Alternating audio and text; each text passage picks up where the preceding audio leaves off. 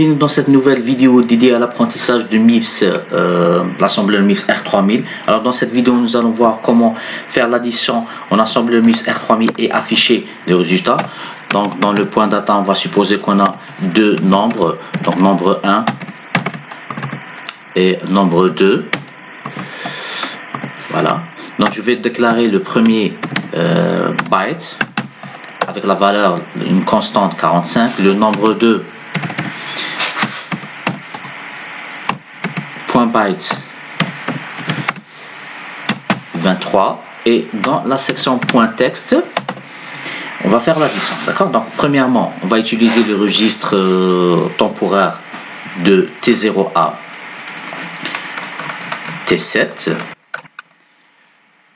voilà, et on va charger la valeur, d'accord. Donc comme ils sont déclarés comme étant des points bytes, donc l'opération s'appelle LB, load byte $T1, et label, ça veut dire on va mettre ce qui contenu dans l'adresse étiqueté par nombre 1 dans le registre $T1, d'accord. Donc nombre 1, et de la même manière on va charger le deuxième nombre. CTRL C, CTRL V, deuxième nombre et deuxième registre. Alors, l'addition sous MIPS R3000 s'appelle add. Voilà, donc nous avons add.d.s, add.i, add.iu et add.i. Dans notre cas, c'est la première, addition with overflow, $, Alors, c'est le premier format, $T1, $T2 et $T3. Donc, addition with overflow, c'est $T1 to $T2 plus $T3. Ça veut dire que si on écrit T3, virgule $T1, virgule $T2. C'est le registre $T3 qui va contenir l'addition de $T1 et de $T2. Maintenant que l'addition est faite, il faudra afficher le résultat. D'accord? Donc pour afficher le résultat, il faudra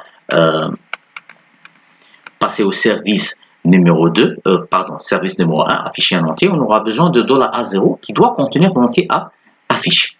D'accord? Et on suit les 4 étapes. Charger le numéro du service dans le registre $V0. Donc LI, $V0, virgule, service numéro 1. Et il faudra charger. Ça veut dire que le résultat, il est dans T3. Et pour l'afficher, il faudra le mettre dans A0. Ça veut dire qu'il faudra changer de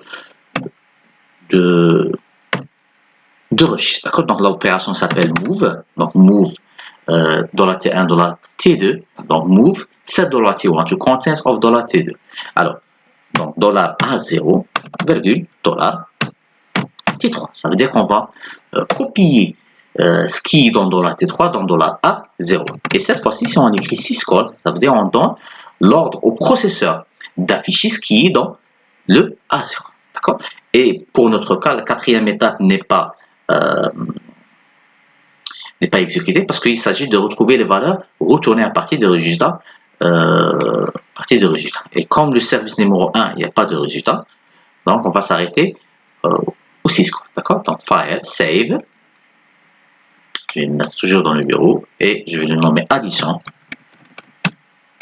entière.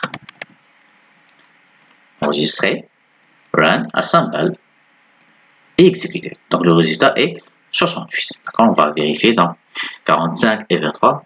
C'est bien 70. Merci pour votre attention.